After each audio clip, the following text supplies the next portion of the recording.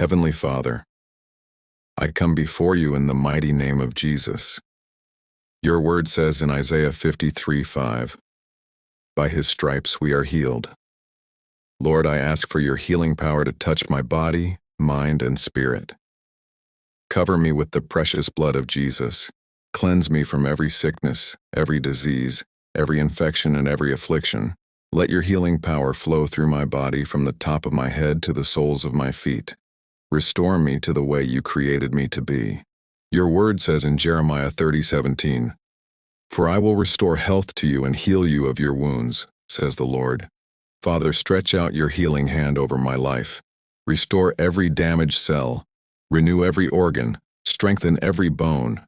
Your word says in Psalm 147:3, "He heals the brokenhearted and binds up their wounds." Heal every hurt. Heal every burden. Heal every hidden pain. Lord Jesus, I trust you completely. I believe you are my healer. I believe nothing is impossible for you. Thank you for hearing my prayer. Thank you for your healing power.